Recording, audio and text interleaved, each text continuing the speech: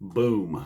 All right. So we have a little more to discuss, believe it or not, from these MSG shows. This is like the best of the rest, really. Everybody kind of got carried away with New Year's Eve, and I did too, and many others should have.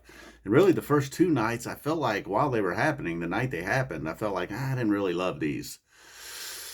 Probably the second night, I guess, now that it's all said and done, was my least favorite. Although that night had the chalk dust, also had a really good sand and stash in the first set, sand being in the second set. And then night one, I did like the first set, night one, had the Runaway Gym, the long overdue at MSG Runaway Gym, Bathtub Gin, Story of a Ghost, even the Haley's Comet, Sample in a Jar combo was nice. The Sample in a Jar kind of had a little bit of a comeback this year.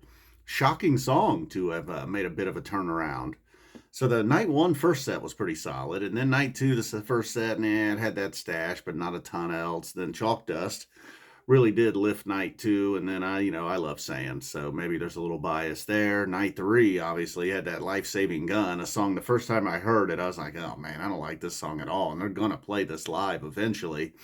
It's from the Trey and Page album, and then I think it was just the second time they've played it live, and it did feel more like a Page song, one of those most events aren't plans or I always wanted it this way. Once they kind of got into jamming that song, it really felt like one of those, which I'm a big fan of both of those. So, which I guess it now makes me a fan of Life Saving Gun. And then in the second set, really from the well all the way through Slave to the Traffic Light was great. I could have done without the more, but all right, whatever. Second set was amazing. I won't get hung up on the more. Uh, the Piper and the Bowie, major highlights. Even the Tweezer got a little bit overlooked. There was a good twist in there. Fishman going hard on that. And then the final night, obviously, the first set, was a little bit not so great. It included an Ether Edge. And then, the Melt YEM. I did finally listen to the YEM again in its entirety. The one guy that was asking about Trey's solo, while it was actually very good, I think I was like, who cares, man? It doesn't really matter. That's not what this is about. But ultimately, yes, to answer that guy's question, it was really good. Was it an all timer? Probably not. Did Mike get shorted a little bit? Yes, he did. Was the trampolines along with Page companion playing very good? Yes, it was.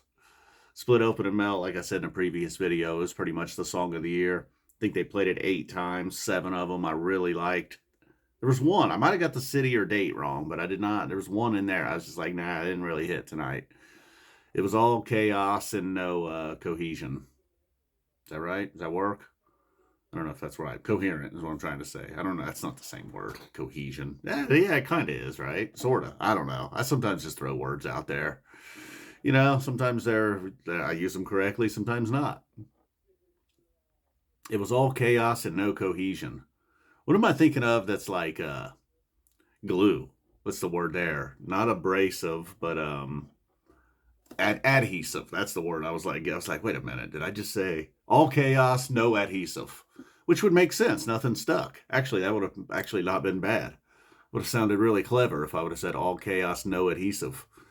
At first, you guys have been like, what's he talking about? And I've been like, hey, man, nothing stuck. Get it? All right, so that was pretty much the best of the rest. And as you can tell, not a lot. Well, maybe Chalk Dust, Life Saving Gun. What was the best of the rest? The second set in night three, overall, one of the better sets. That was a non game hinge set. Although night one, the first set was strong. I mean, they had some heavy hitters. They came out of the box with Bathtub Gin, Ghost, Runaway Jim, Haley's Comet.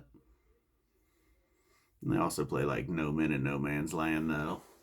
Yeah, it's what they opened with. No Men in No Man's Land. Axilla 2 just refuses to go away. All right, so then I got something else written over here. I have no idea what I was getting into, but I look over here. I got Alabama, YEM, Ohio State, Down with Disease, Michigan, Foam, Notre Dame, Bowie, Boston College, Lawn Boy.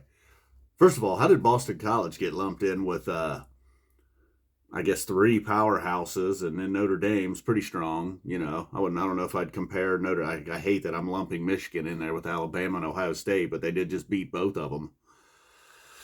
Michigan's kind of the big dog right now, as much as I hate to say that.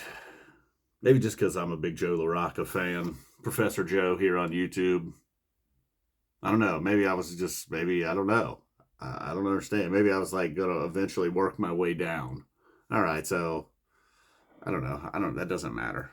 I just was curious about my own notes. I don't know what I was doing there. What do you guys think I was going for? What was I trying to make some kind of college, trying to blend somehow? Now, I know I've been saying I'm going to try to work Game Hinge into the Browns recap tomorrow. I don't know who Rutherford the Brave's going to be. I need to trim my eyebrows, don't I? Got old man eyebrows. All right, well, all right, guys, go Browns. And some people knew who Patty Pimlet was. I'm impressed. Some Phish fans. All right, they understood the Patty. Although Patty's hair, he changed it up a little bit. Old Patty's hair looked more like Trey's hair this run. I wonder how come Trey didn't get his hair cut. You know, I know he used to have a lady there in the city he'd hit up. Every time they do an MSG run, he'd go to her and he'd be like, give me the little boy's cut. Pretend it's picture day and I'm in elementary school. I miss those Trey days. I hear he had 17 years sober. Wow, I can't believe that. That's pretty incredible. I am very impressed by that. Probably more impressed by that than anything he's ever done on stage.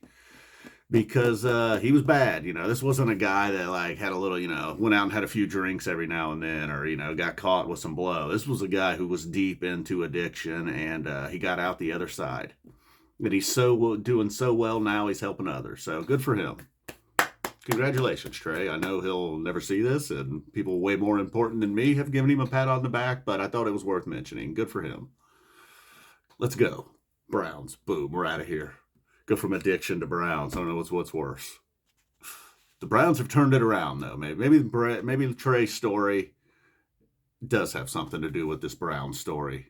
Joe Flacco leading them into the playoffs. That was my Flacco.